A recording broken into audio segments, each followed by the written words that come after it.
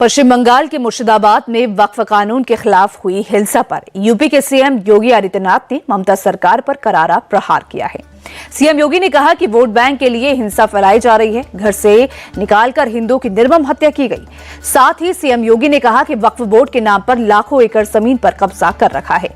अब सरकार उस जमीन का लाभ गरीब मुसलमानों को देना चाहती है तो हिंसा भड़काई जा रही है।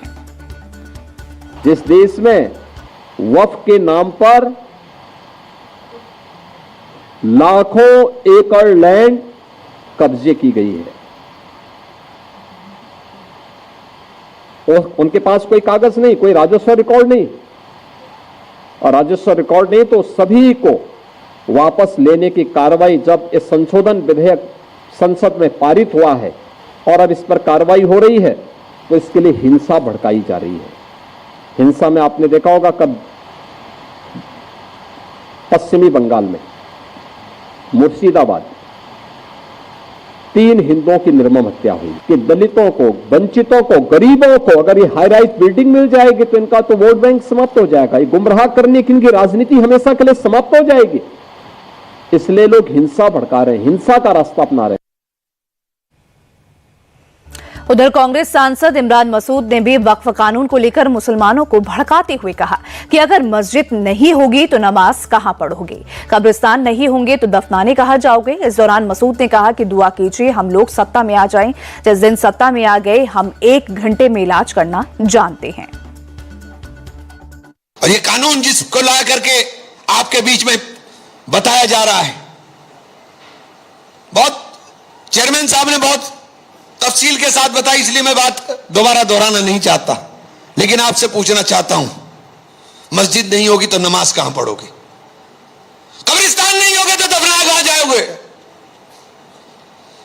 ईदगाह की तो बात ही छोड़ दीजिए, दुआ करिए कि हम लोग आ जाएं।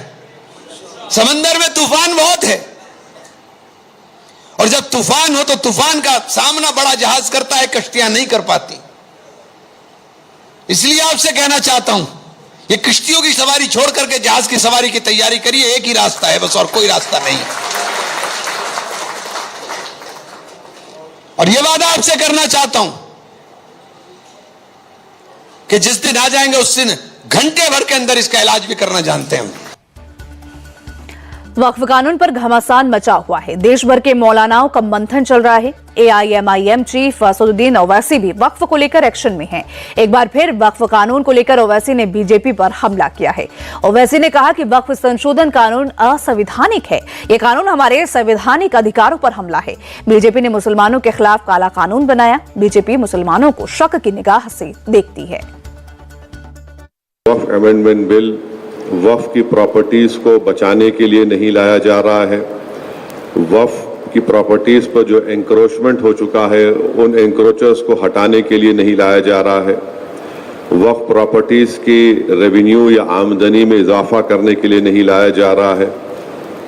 ना ही ये मुसलमानों के मुफाद में है, बल्कि ये तमाम अमेंडमेंट्स जो किए गए हैं बीजेपी और NDA के सपोर्टिंग पार्टीज, चाहे वो TDP हो, JDU की नीतीश कुमार हो, चंद्राबाबू नायडू हो, चिराग पासवान हो, जयंत चौधरी हो, मांझी साहब हो या फिर कुमारास्वामी हो, तो इनकी सपोर्ट से बीजेपी ने एक काले कानून को बनाया है।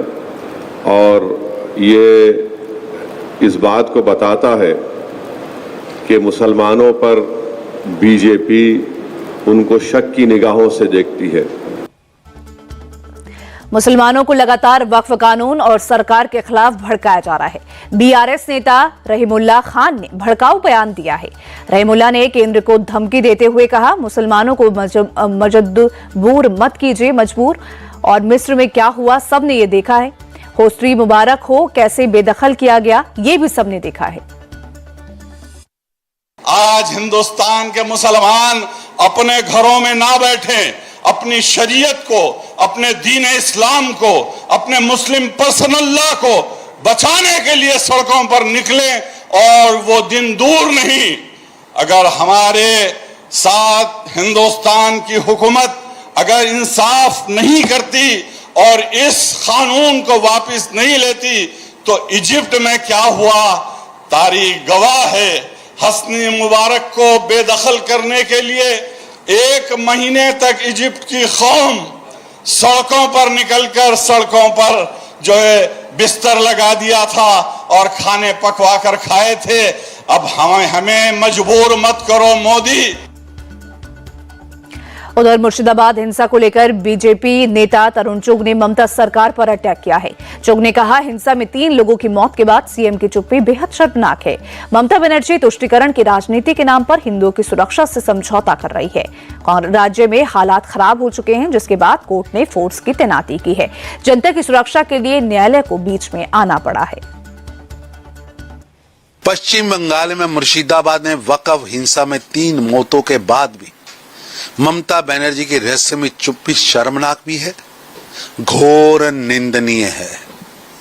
ममता सरकार अल्पसंख्यक तुष्टीकरण के नाम पर हिंदुओं की सुरक्षा से समझौता कर रही है और भारत के अंदर मॉडर्न जिन्ना का अवतार बनकर सामने आया। पश्चिम बंगाल में हालत बदतर हो चुके हैं, जिसका अंदाजा लगाया जा सकता है कि हाई कोर्ट में जनहित में केंद्रीय बलों की तैनाती के आदेश देने पड़े। न्यायालय को बीच में आकर जनता की सुरक्षा के आदेश देने पड़े। राज्य सरकार की विफलता और कानून व्यवस्था में पूरी तरह चरमरा जाने का प्रमाण है।